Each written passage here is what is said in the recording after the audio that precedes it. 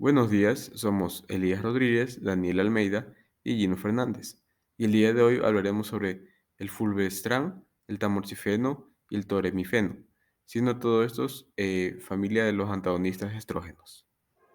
Estos tres medicamentos pertenecen a la familia de los antiestrógenos, los cuales son compuestos que antagonizan la acción de los estrógenos compitiendo por su receptor. Los estrógenos normalmente están implicados en la proliferación y diferenciación de las células blanco y se consideran entre los principales factores de riesgo para el desarrollo del cáncer de mama y útero. Estos antagonistas de estrógenos se clasifican en tipo 1 o parciales, los cuales tienen una actividad tanto agonista como antagonista, y tipo 2 o puros, los cuales tienen una acción únicamente antagonista. Estas sustancias impiden que las células elaboren o utilicen el estrógeno, la cual es una hormona que normalmente cumple una función en la formación de tanto características sexuales, femeninas, el ciclo menstrual y el embarazo. Los antiestrógenos pueden detener el crecimiento de algunas células cancerosas y se utilizan para prevenir principalmente lo que es el cáncer de mama. La terapia adyuvante con antiestrógenos ha revolucionado la estrategia de tratamiento para los pacientes con tumores malignos de mama que expresan principalmente receptores de estrógeno, generando así importantes expectativas en estrategias de prevención del cáncer de mamas en mujeres con alto riesgo. Además que se han empezado a utilizar para el tratamiento de enfermedades de diferentes tipos de cáncer y en síntomas asociados a la menopausia.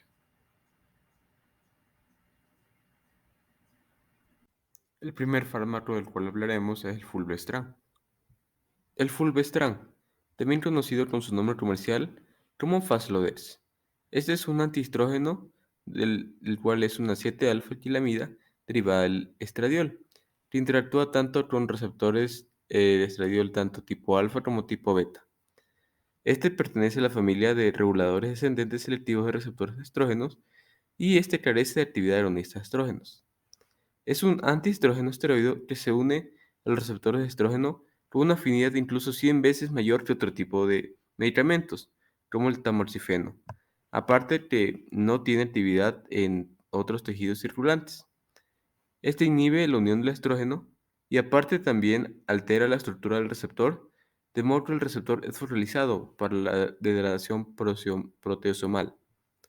Actualmente, es el único regulador descendente selectivo de receptores de estrógeno, el cual es aprobado por la FDA, ya sea como un agente único o en combinación con el palbociclib, el cual es un inhibidor CDK4/6. Para este tiene la utilidad de ser utilizado para mujeres postmenopáusicas con cáncer de mama metastásico y que las cuales han progresado incluso habiendo tenido una terapia antiestrogénica. Pero ¿cómo funciona el fulvestrán?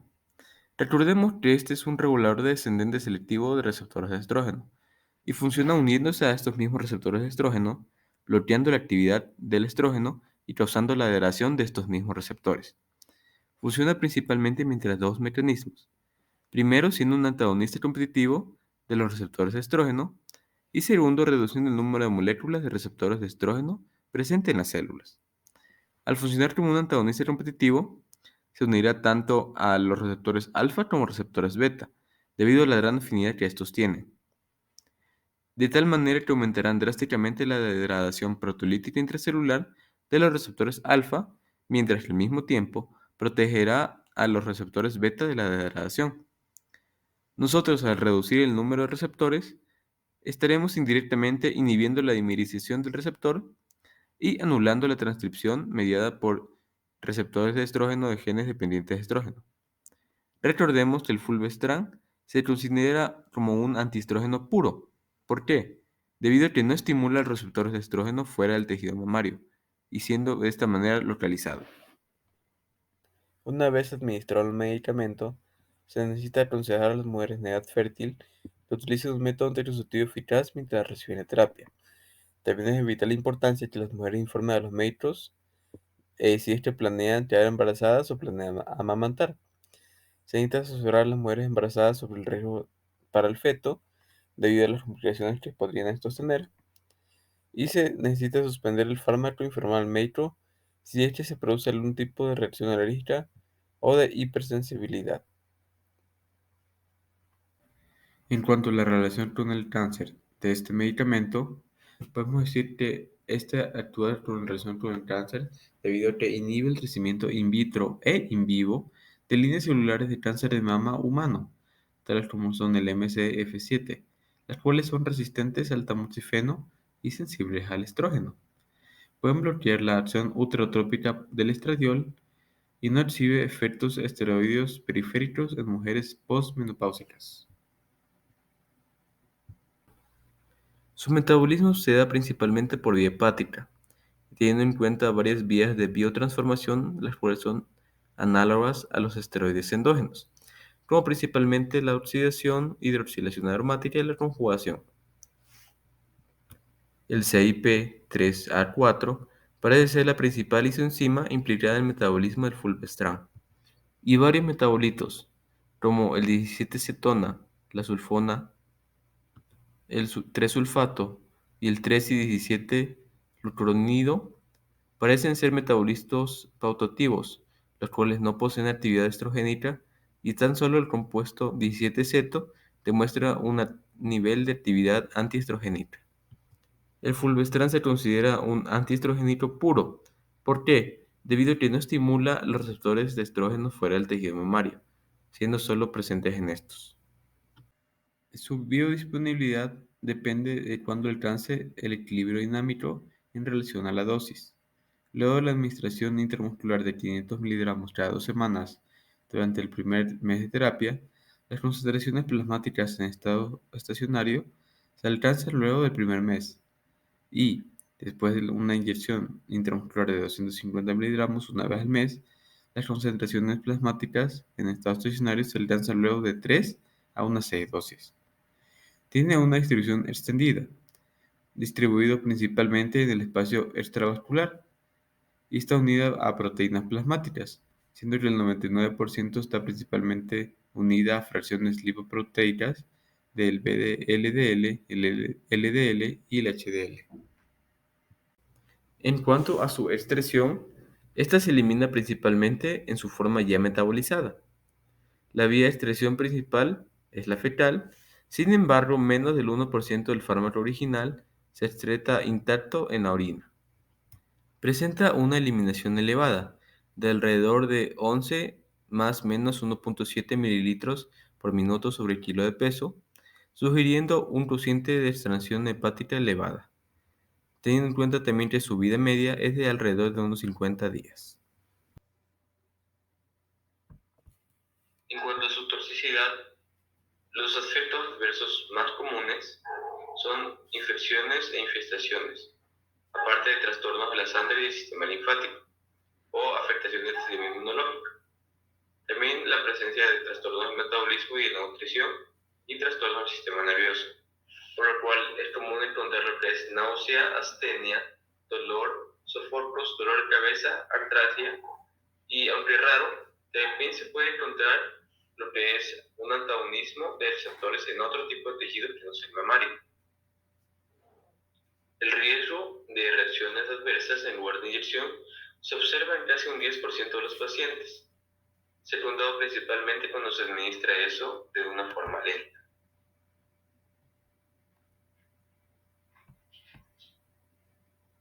Otras de las reacciones adversas más comunes son principalmente infecciones del tracto urinario, reducción del recuento de plaquetas, afectando el sistema inmunitario, una reacción de hipersensibilidad o reacciones anafilácticas, anorexia, también cefalea, sofocos, tromboembolismo venoso por parte de trastornos musculares y por parte de trastornos gastrointestinales, lo que es náusea, vómito y diarrea, por trastornos hepatobiliares, un aumento en los niveles séricos de enzimas hepáticas, como la ALT, AST o ALP. También puede ser una bilirrubina elevada o un fallo hepático, una hepatitis o una gamma GT elevada. En trastornos de la piel y tejido subcutáneo es poco frecuente, pero puede aparecer una erupción. En trastornos musculoesqueléticos, aunque muy poco frecuente, un dolor articular y musculoesquelético, pero es común que se presente con un dolor de espalda. Ciertos trastornos del aparato reproductor y de la mama es poco frecuente una hemorragia vaginal, así como una moniliasis vaginal o una linforrea. También se puede presentar con trastornos generales y alteraciones en el lugar de la admisión. Por ejemplo, es muy frecuente que dé una astenia debido a una reacción en el lugar de la inyección. Es muy frecuente que se dé una neuropatía periférica o ciática. Y aunque es raro, también puede dar una hemorragia en el lugar de la inyección, un hematoma o una neuralgia. El fulvestrant se administra por una vía intramuscular con una dosis de carga inicial quincenal en el primer mes, seguida de inyecciones una vez al mes. Con el uso de este régimen de dosificación, los niveles de estado estacionario se alcanzan dentro del primer mes. Las concentraciones plasmáticas máximas se lograrían en unos 7 días después de la administración intramuscular del fulvestrant y la vida media en el plasma es de alrededor de unos 40 a unos 50 días. La dosis recomendada inicia con 500 miligramos una vez al mes, con una dosis adicional de 500 miligramos administrada 2 semanas después de las dosis iniciales. En cuanto a presentación, comercialmente puedes encontrarlo como Faslodex de 250 miligramos como una solución inyectable. Normalmente esta es una solución viscosa, transparente, incolora y amarillenta. Está disponible comercialmente en dos jeringas precargadas de 5 ml, cada una con 200 miligramos de fulvestrant y con sus respectivas agujas de seguridad. En cuanto a su administración, se administrará por vía intramuscular. Se administrará intramuscularmente lentamente, durante 1 a 2 minutos por inyección en el sitio dorsoglúteo o en el cuadrante superior externo del músculo glúteo. Adicionalmente, administraremos la dosis de 500 miligramos en dos inyecciones simultáneas de 250 miligramos en 5 ml, que pueden administrarse bilateralmente. Antes de la administración, hay que retirar la inyección de la refrigeración y mantenerla a una temperatura ambiente, hasta por 1 hora. Luego, tenemos que girarla suavemente entre las manos antes de tener que administrarla. Conservando y transportando en una nevera a esta jeringa en un rango de entre 2 a 8 grados centígrados. En cuanto a su composición química, los excipientes con efecto conocido se contabilizan por cada 5 ml, esto debido a lo que es su solución inyectable. El etanol presenta el 96% de la jeringa, siendo estos 500 miligramos en esta solución. También está hecho de alcohol bencílico con 500 miligramos y benzoato de bencilo con 750 miligramos. Teniendo en cuenta su composición química, cada jeringa precargada contiene 464 miligramos de etanol, el equivalente a 94,8 miligramos por mililitro, 500 miligramos de alcohol bencílico, que son 100 miligramos por mililitro, y 750 miligramos de benzoato de bencilo, el equivalente a 150 miligramos por mililitro.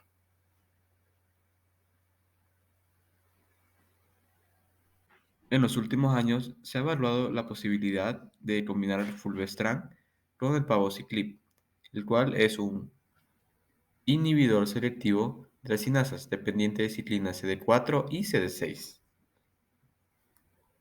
La combinación da lugar a una mejoría de los síntomas al retrasar significativamente el tiempo hasta el deterioro de los síntomas de dolor en comparación cuando damos fluocitrán por sí solo. Esta combinación consiste de fulvestrant de 500 miligramos adicionándole con una dosis de palbociclib de 125 miligramos. Normalmente está indicado como tratamiento de cáncer de mama localmente avanzado o metastásico en un receptor hormonal positivo. También cuando el receptor 2 del factor del crecimiento epidérmico humano es negativo o en casos en los que las mujeres ya hayan recibido una hormonoterapia previamente. También es atribuible a dar en momentos en los que no es susceptible una recepción o un tipo de radioterapia con intención curativa o cáncer de mama metastásico, independientemente de cuál sea su estado menopáusico. Entre sus reacciones adversas más comunes, se ha notificado que el fulvestrant en combinación con el palbociclib pueden dar neutropenia, leucopenia, infecciones, fatiga, náuseas, anemia, estomatitis, diarrea, trombocitopenia y episodios de vómito.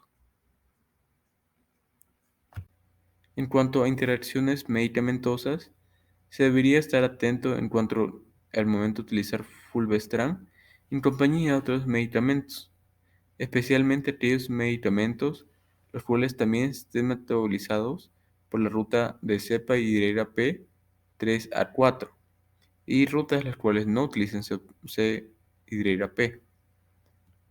Por ejemplo, el uso de midazolam, rifampicina y ketoconazol.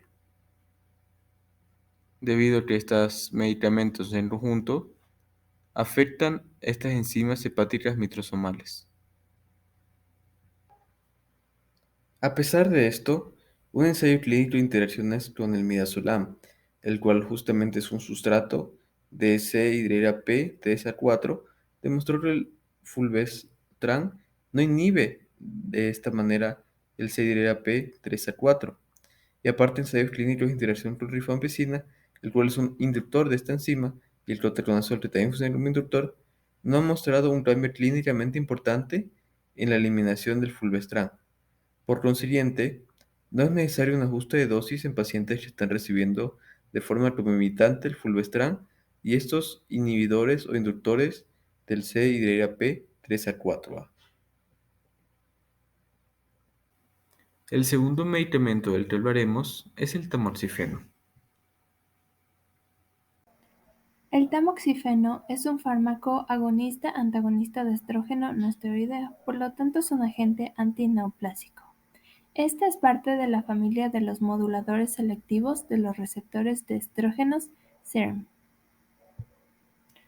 Cuando hablamos sobre su mecanismo de acción, decimos que este es un antagonista competitivo de los receptores de estrógeno de la mama, por lo tanto, estos van a disminuir el crecimiento de células del cáncer de la mama. Por otro lado, este también es un agonista de los receptores de estrógeno en los siguientes tejidos. En el tejido óseo, lo que va a causar es una inhibición de los osteoclastos, por lo tanto va a haber una disminución en el riesgo de osteoporosis y también fracturas. En el endometrio, nosotros vamos a tener un aumento de la proliferación. Asimismo, en el miometrio también se da lo que es un aumento de la proliferación. En su dosificación y administración, por lo general, se da por administración vía oral sin importar a sus comidas. Administrar por vía oral como dosis única diaria o en dosis divididas, ya sea administrar dosis mayor a 20 miligramos al día en dosis divididas en mañana y noche. También hay que tener en cuenta, en particular, la terapia que nosotros vamos a seguir. En este caso, como una terapia adyuvante, por lo general son los 20 miligramos diarios, pero hay varios estudios clínicos en donde no hay evidencia que indique que se necesitan más de esta dosis al día. Pero hay que tener en cuenta que hay pacientes que tienen fenotipos de metabolización lento, en este caso intermedio, normal o intermedio del CYP2 de 6, con unas puntuaciones de actividad de 0 a 1. Y algunos expertos también afirman que pueden considerar unos 40 miligramos diarios. La duración óptima de esta terapia adyuvante generalmente es de unos 5 años, pero se puede considerar la continuación durante 5 años adicionales más, según un estado menopáusico. También se ha visto que se ha utilizado una dosis de 20 miligramos una vez al día durante 5 años en combinación con supresión ovárica, en terapia de adyuvante en mujeres premenopáusicas con cáncer de mama positivo para receptores hormonales en estadio temprano. La supresión ovárica lograda en goserelina 3.6 miligramos implantada cada 4 semanas, acetato de leuprorelina 3.75 miligramos por inyección intramuscular cada 4 semanas. También hay que tener en cuenta que en el cáncer de mama metastásico, 20 a 40 miligramos al día, la dosis inicial habitual es de 20 miligramos al día. El tamoxifeno, su comportamiento es que actúa como antagonista de los estrógenos en el tejido mamario y en el sistema nervioso central, y además como antagonista de estrógenos en el endometrio, huesos y lípidos.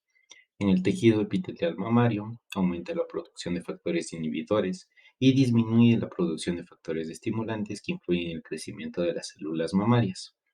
Reduce la reabsorción ósea y el recambio óseo, disminuye las concentraciones del colesterol total y LDL.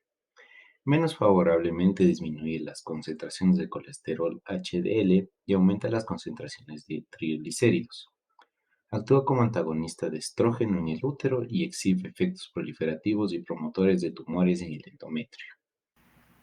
Existen diversos usos que se le pueden dar a este fármaco. Uno de ellos es como terapia adyuvante del cáncer de mama.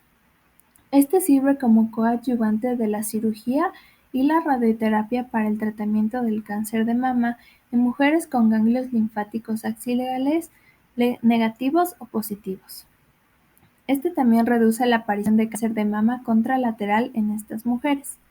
Su uso de terapia endocrina en combinación con supresión ovárica como terapia adyuvante en mujeres premenopáusicas con cáncer de mama positivo para receptores hormonales en terapia inicial puede considerarse también una opción razonable y aceptada. Otro de los usos importantes es en el cáncer de mama metastásico. Este tratamiento paliativo del cáncer de mama metastásico en mujeres es una alternativa a la terapia de ablación ovárica, más que todo en mujeres premenopáusicas. Los pacientes con tumores receptores de estrógeno positivos tienen más probabilidades de responder a este fármaco. Otro de los usos importantes es la reducción del riesgo del cáncer de mama invasivo en pacientes con DCIS o carcinoma ductal in situ. Esta reducción del riesgo de cáncer de mama invasivo en pacientes con DCIS se da después de cirugía y radioterapia. Se debe tomar en cuenta que se basa la decisión con respecto al uso en una evaluación individualizada de los beneficios y riesgos potenciales de esta terapia. Un uso más importante es en la reducción de la incidencia del cáncer de mama en mujeres de alto riesgo. Este uso en la reducción de incidencia del cáncer de mama en mujeres con alto riesgo de desarrollar esta enfermedad también se debe basar mucho en la decisión con respecto al uso en una evaluación tanto individualizada de los beneficios y riesgos potenciales de la terapia preventiva que se da con este fármaco. Se considera que este fármaco tamoxifeno es una opción en mujeres premenopáusicas o posmenopáusicas que tengan 35 o más años de edad con un riesgo que se proyecta a 5 años de desarrollar cáncer de mama de igual o mayor a 1,67% o que éstas tengan antecedentes de un carcinoma lobulillar in situ. Estos datos sobre el efecto sobre la incidencia de cáncer de mama en mujeres con mutaciones hereditarias, ya sea por ejemplo del BRCA1 o el BRCA2, son insuficientes para respaldar todavía las recomendaciones sobre el uso de este fármaco. Finalmente, tenemos el uso en el cáncer de mama en hombres. Este se le utiliza como tratamiento paliativo del cáncer de mama metastásico en hombres. Se le considera como un adyuvante a la cirugía en el tratamiento de cáncer de mama en hombres con ganglios linfáticos axilares positivos. Se le ha utilizado solo o junto con una quimioterapia de combinación. La alta frecuencia de receptores hormonales en tumores de hombres puede explicar la alta tasa de respuesta del carcinoma de mama masculino a la terapia endocrina. El tratamiento para el cáncer de mama en hombres hasta la fecha ha sido bastante similar al de las mujeres con cáncer de mama. Sin embargo, la experiencia de hombres es muy limitada, por lo que el uso de este fármaco también llega a ser muy limitado. En cuanto al metabolismo de este fármaco, este se metaboliza rápida y extensamente en el hígado, principalmente por desmetilación e hidroxilación. En este caso, múltiples isoenzimas CYP contribuirán al metabolismo, pero la vía principal implica la desmetilación del fármaco original, que va a ser mediada principalmente por CYP3A4 y CYP3A45. Para formar lo que es la N-desmetilamoxifeno, y seguido de esto, de la hidroxilación mediada por CYP2D6, se formará lo que es un 4-hidroxi-N-desmetilamoxifeno, que también será conocido como endoxifeno. La formación de este N-desmetilamoxifeno representará aproximadamente el 92% del metabolismo del fármaco original.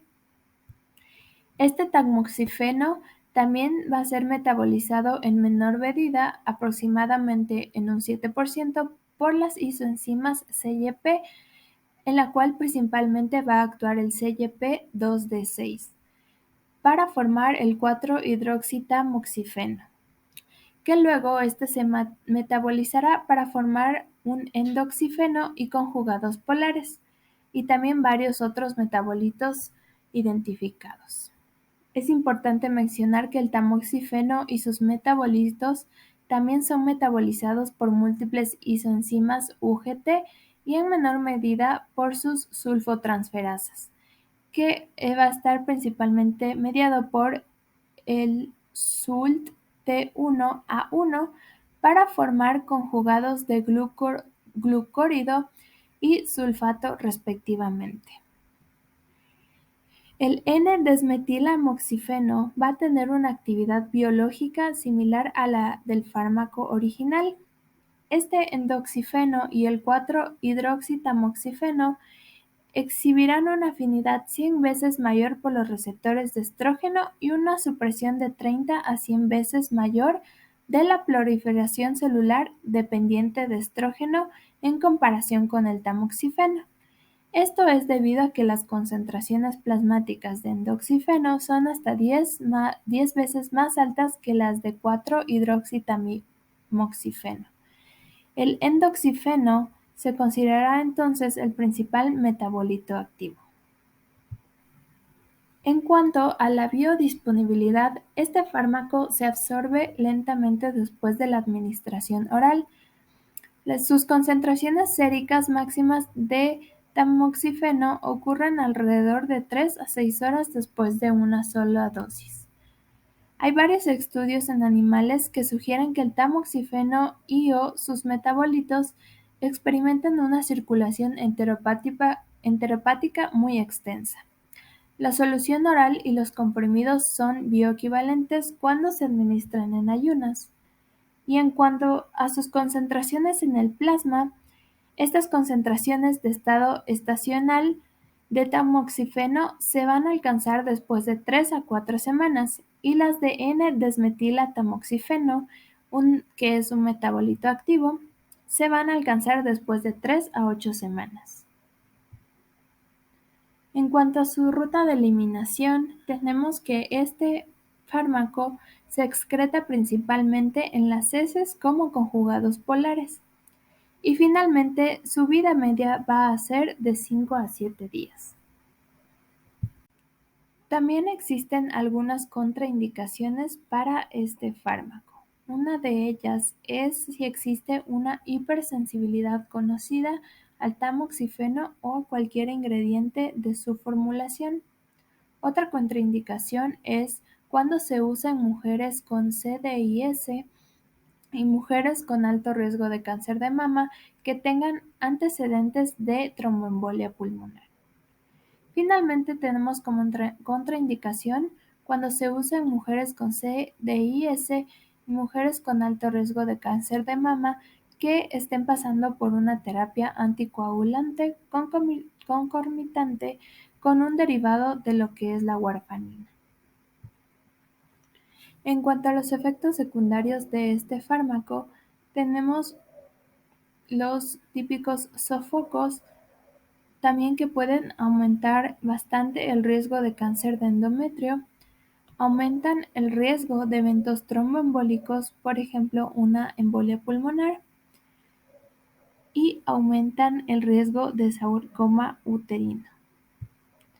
Asimismo, existen otras advertencias, tales como la presencia de una hipercalcemia informada en pacientes con cáncer de mama metastásico que tienen metástasis óseas. Tienen también efectos hepáticos que reportan cáncer de hígado. Existen también efectos oculares en las que pueden haber alteraciones visuales, disminución en la percepción de la visión del color, cambios en la córnea, cataratas, neuritis óptica, trombosis de la vena retiniana, cristales intrarretinianos, opacidades subcapsulares posteriores y o retinopatía. Existe también efectos secundarios en la parte de morbilidad y mortalidad fetal neonatal. Este fármaco puede causar daño fetal si se usa inadvertidamente durante el embarazo o si la paciente queda embarazada. Siempre hay que informar sobre el peligro potencial para el feto, incluido también el posible riesgo a largo plazo de un síndrome similar al dietilestetilestibestrol. Siempre se debe realizar una prueba del estado de embarazo antes de iniciar el tratamiento en mujeres de edad fértil. También hay efectos hematológicos en los que se informan trombocitopenia, neutropenia, pancitopenia y leucopenia. Hay que tener precaución en pacientes con leucopenia o trombocitopenia y se realizarán hemogramas periódicos, incluidos el reencuentro de plaquetas. Otro efecto puede ser la hiperlipidemia, en la que hay anomalías de lipoproteínas, que se notificarán con poca frecuencia. Finalmente, tenemos un efecto en la esterilidad, en la que puede afectar la implantación del embrión en hembras con potencial reproductivo, pero no causará infertilidad de manera confiable. Hay reducciones marcadas en la fertilidad y los índices reproductivos, así como la muerte de todos los fetos informados en ratas que recibieron tamoxifeno. En cuanto a las interacciones del tamoxifeno, tenemos a los niveles plasmáticos disminuidos por la rifampicina, el incremento de efecto anticoagulante con anticoagulante tipo cumarínico, los riesgos de efectos trombolíticos como agentes citotóxicos, en combinación con inhibidor de aromatasas como terapia adyuvante, aún no se ha demostrado, pero ha sido una eficacia en comparación con el tamoxifeno solo. Eficacia reducida con inhibidores potentes del CYP2D6, como ejemplo la paroxetina, la fluoxetina, la quinidina, cinacalcet o bupropión, así que debe evitarse siempre que sea posible. En cuanto a las advertencias y precauciones, nosotros debemos valorar antecedentes familiares y factores de riesgo de trombosis, riesgo de cáncer de endometrio y sarcoma uterino. En pacientes con cáncer de mama, riesgo número 2, tumores primarios en endometrio y mama, riesgo de reacciones adversas cutáneas graves, incluido el síndrome de Stevens-Johnson y necrólisis epidérmica tóxica. Si aparecen estos signos y síntomas que sugieren estas reacciones, nosotros debemos suspender el tratamiento, considerar un tratamiento alternativo según sea el caso, y en caso de que el paciente desarrollara una reacción grave de este tipo, no hay que reiniciar el tratamiento con tamoxifeno en ningún momento. También hay que tener en cuenta que tomar medidas anticonceptivas, como métodos de barreras o anticonceptivos no hormonales, concomitante con anticoagulantes porque puede producir un incremento significativo en el efecto anticoagulante. Además, en pacientes con angioedema hereditario puede inducir o exacerbar los síntomas de angioedema. Pasamos al toremifeno. En este caso, les voy a presentar yo, Jenny Fernández. El toremifeno se comercializa como isómero transpuro, el trifenil etielo con una sustitución de cloro en la posición R2. También es usado para el tratamiento de cáncer de mama metastásico. Se desarrolla como anticonceptivo oral, ya que induce la ovulación y tiene efectos antiproliferativos sobre las líneas celulares del cáncer de mama, que es dependiente de estrógeno. Se usa también como una terapia adyuvante del cáncer de mama en terapia inicial, pero esto aún está en discusión. La farmacología, eficacia clínica y efectos adversos similares a los del tamoxifeno. Este fármaco es un agente antineoplásico.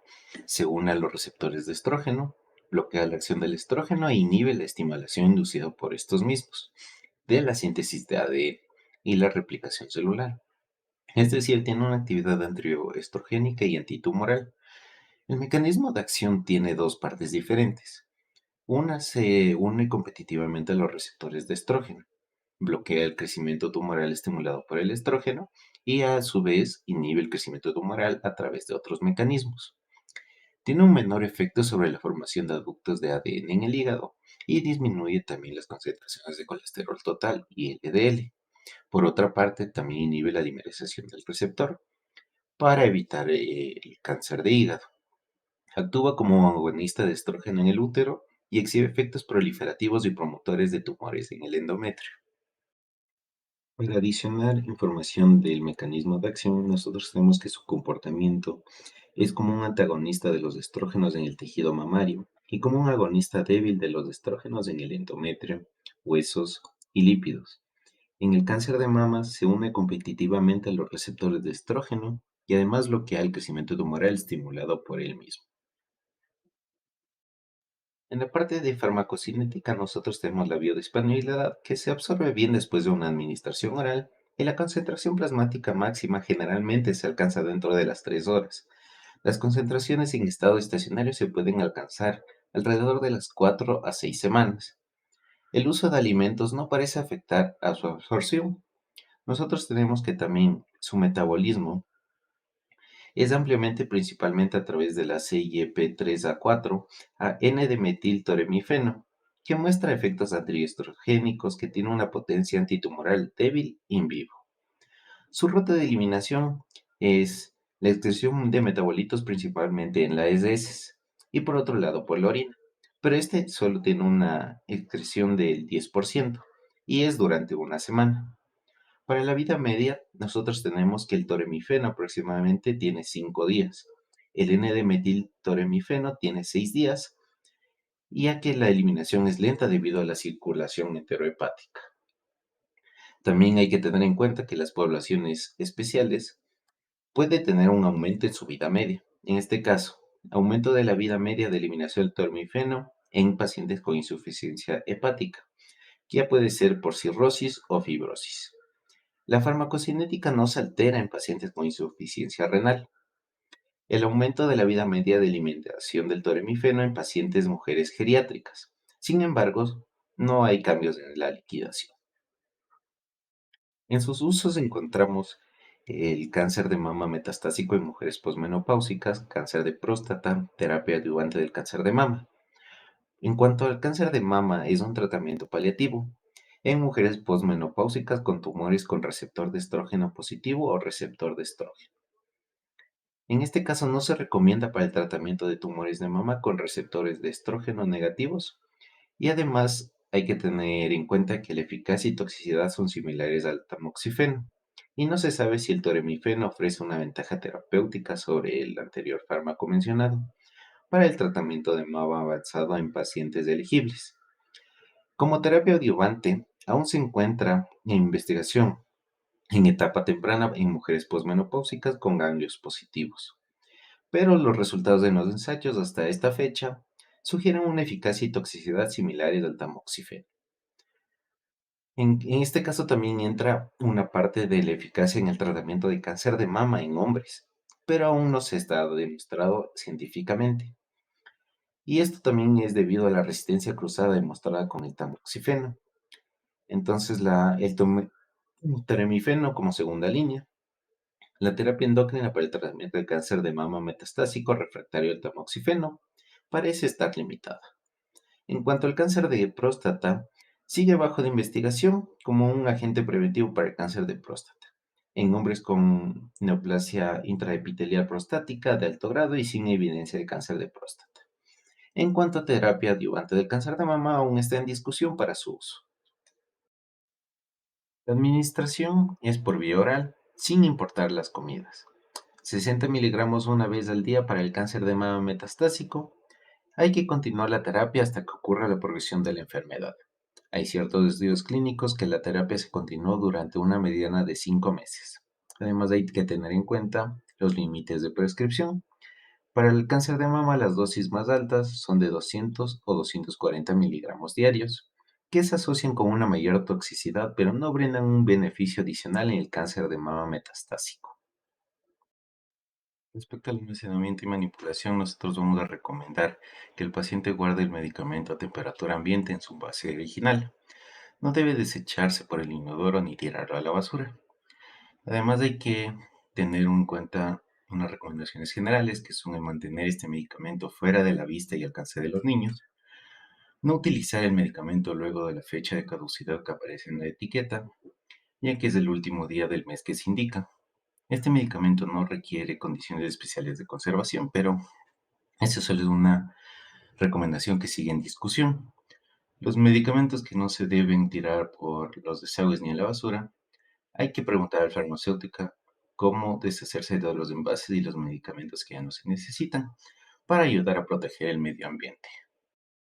Las contraindicaciones para este fármaco son hipersensibilidad a toramifeno, hiperplasia endometrial previa, insuficiencia hepática severa en casos de tratamiento a largo plazo, prolongación del intervalo QT documentada, ya sea congénita o adquirida, alteraciones electrolíticas, en especial en casos de hipocalcemia no corregida, bradicardia clínicamente relevante, insuficiencia cardíaca clínicamente relevante con reducción de fracción de eyección ventricular izquierda, antecedentes de arritmias asintomáticas o sintomáticas.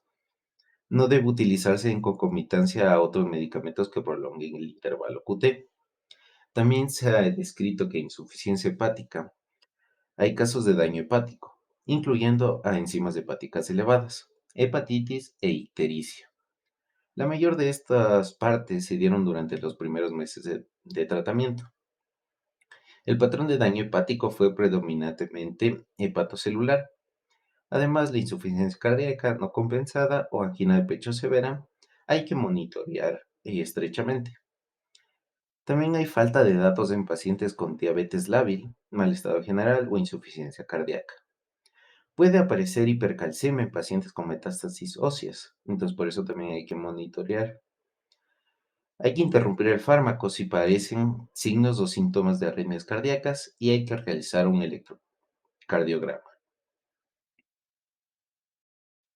Sus efectos adversos más comunes son los sofocos, la sudoración, náuseas, flujo vaginal, mareos, edema, vómitos, sangrado vaginal y leucorrea. Pero hay que tener en cuenta que debemos tener precauciones generales en efectos cardiovasculares, como embolia pulmonar, tromboflebitis, trombosis, accidente cerebrovascular. En efectos hematológicos puede haber leucopenia y trombocitopenia, pero es muy raro. Efectos hepáticos como el aumento de concentraciones de enzimas hepáticas, hígado graso, esteatosis de hepatitis no alcohólica.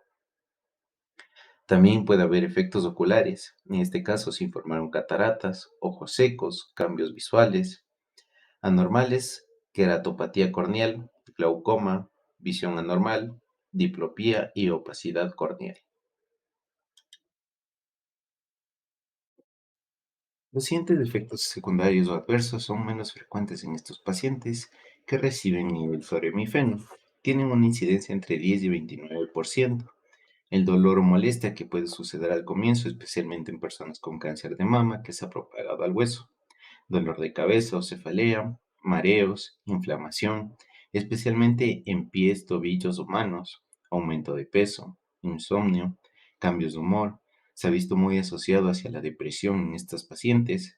Un efecto secundario infrecuente, aunque puede ser muy grave, es la coagulación sanguínea, que incluye la trombosis venosa profunda y émbolos pulmonares, por lo que hay que recomendar al paciente que vaya a emergencia e informe a su médico si siente algún dolor repentino en el pecho o si tiene dificultades para respirar.